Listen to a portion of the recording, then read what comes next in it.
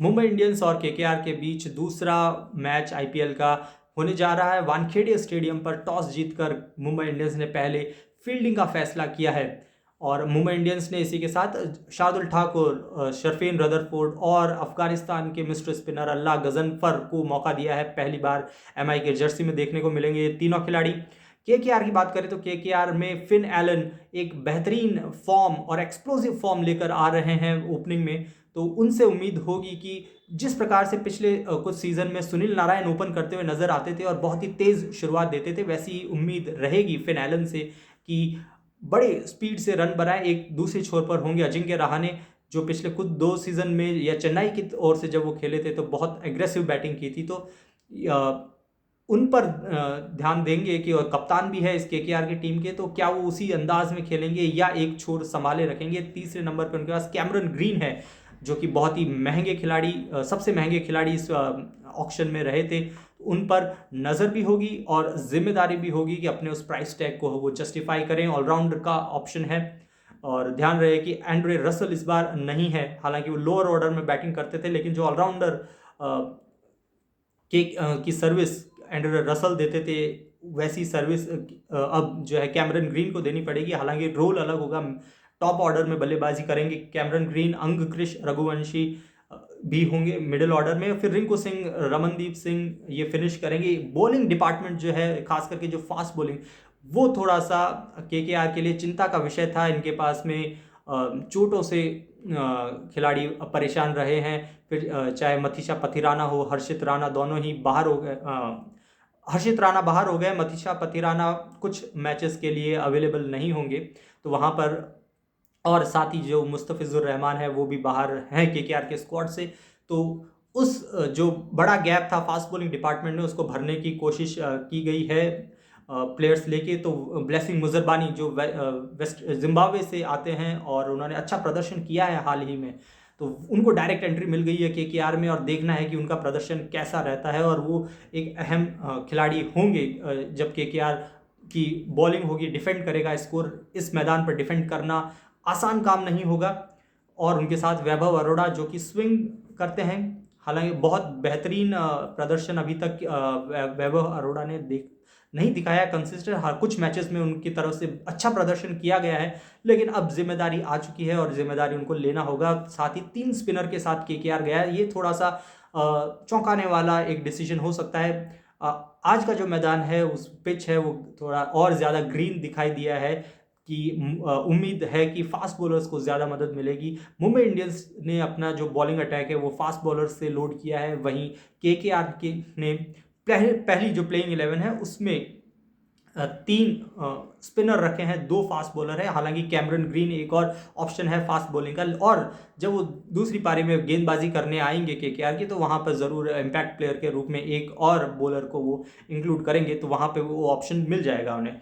वैभव अरोड़ा है और 3 स्पिनर जो हैं वो सुनील नारायण, वरुण चक्रवर्ती और अनुकूल रॉय। तीनों जो स्पिन डिपार्टमेंट है वो मजबूत है केकेआर का, लेकिन क्या वो इस मैदान पर जहां पर स्पिनर्स को उतनी मदद नहीं मिलती है, क्या यहाँ पर वो इफेक्टिव होंगे, ये देखने वाली बात होगी। और अगर स्पिनर्स अच्छा प्रदर्शन कर गए तो ये एक डिसिसिव फैक्टर हो सकता है, डिसाइडिंग फैक्टर हो सकता है, क्योंकि स्पिनर्स के लिए यहाँ पर उतनी मदद शायद नहीं है। और वहाँ अगर कोई स्पिनर एक अच्छा स्पेल डाल दे तो वो डिफरेंस क्रिएट कर सकता है। डिफरेंस क्रिएट करेंगे मुंबई की तरफ से जसप्रीत बुमराह भी, जो कि मुंबई इंडियंस पहले फील्डिंग कर रही है। तो जसप्रीत बुमराह इंडिया की तरफ से खेलते हुए भी बेहतरीन गेंदबाजी उन्होंने की है। शायद उन्हें बहुत सभी मैचेस में विकेट्स बहुत ज़्यादा नहीं मिले, लेकिन क्रूशल मोमेंट्स पर रन रोकने में वो सफल रहे हैं। तो यहाँ पे भी आज के मैच में भी जसप्रीत बुमराह हो सकते हैं एक बहुत ही बड़ा फैक्टर, बहुत डिफरेंशियल फैक्टर हो सकते हैं दोनों टीमों के बीच में। लेकिन मुंबई इंडियंस के पास में जसप्रीत बुमराह के अलावा भी बहुत अच्छे ऑप्शंस है। ट्रेंट बोल्ट जो कि शुरुआत करेंगे पहले ही ओवर से, वो विकेट निकालने के लिए जाने जाते हैं और वैसी ही कुछ उम्मीद रहेगी उनसे कि अगर वो पहले ही ओवर में फिन एलन जो उन्हीं के कंट्री के खिलाड़ी हैं, अगर उनका विकेट निकाल सकें या कैमरन ग्रीन का, तो बेहतरीन शुरुआत मुंबई इंडियंस के लिए होगी। तो ट्रेंट बोल्ट और जसप्रीत बुमराह 2 बहुत ही बेहतरीन बॉलर जो है इस मुंबई इंडियंस के पास हैं। और अल्लाह गजनफर फिर से एक मिस्ट्री स्पिनर जो कि इंटरनेशनल लेवल पे अफगानिस्तान की तरफ से बड़े अच्छी उन्होंने गेंदबाजी की है, और उसी को देखते हुए मुंबई की टीम ने उन्हें बाय भी किया था। पिछले सीज़न थोड़ा इंजर्ड थे, इस वजह से खेल नहीं पाए थे, लेकिन इस बार उनको डेब्यू का मौका दिया गया है।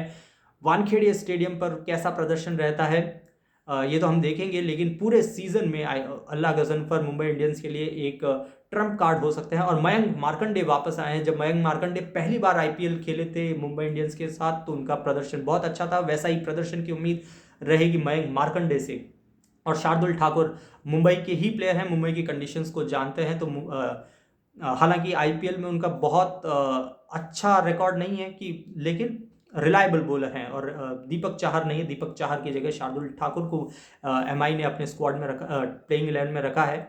और सूर्य कुमार यादव जो है वो सीधी सी बात है कि इम्पैक्ट प्लेयर के रूप में आएंगे जब मुंबई इंडियंस सेकंड इनिंग में चेज करने उतरेगा। तो मुंबई इंडियंस का स्क्वाड देख के कहीं पे कोई कमज़ोर पक्ष नज़र नहीं आता। उनका सभी जो पोजीशन है वहाँ पर बिल्कुल सूटेबल प्लेयर्स हैं। और बैटिंग में उनकी डेप्थ है, बॉलिंग में बहुत ऑप्शंस है। ये बहुत इंपॉर्टेंट है, खासकर ऐसे मैदान पर जहाँ पर बॉलर्स को बहुत ज़्यादा हेल्प मिलती नहीं है। तो अगर आपके पास बॉलिंग के बहुत ऑप्शंस है तो जैसे जैसे इनिंग प्रोग्रेस करती है वो एक जो कैप्टन है उसको एक जो ऑप्शन मिलता है कि कैसे यूटिलाइज करें, उसमें बहुत ही रिलीफ रहता है कैप्टन के पास। तो वो मुंबई इंडियंस के पास एडवांटेज है। केकेआर के पास शायद उतना एडवांटेज नहीं है, कुछ लिमिटेड प्लेयर्स रह गए हैं। केकेआर के इम्पैक्ट प्लेयर्स देख रहे हैं तो कार्तिक त्यागी और सौरभ दुबे दो प्लेयर हैं। शायद कार्तिक त्यागी जो है हमें सेकेंड इनिंग में केकेआर की तरफ से बॉलिंग करते हुए नज़र आ सकते हैं। तो ये था इस मैच का अभी विश्लेषण। मैच के बाद में हम इसका रिव्यू भी करेंगे। और आप इस चैनल को सब्सक्राइब करें और सपोर्ट करें, लाइक करें कैसा लगा, किस तरह से, और हम धीरे धीरे इसमें और चीज़ें करते रहेंगे।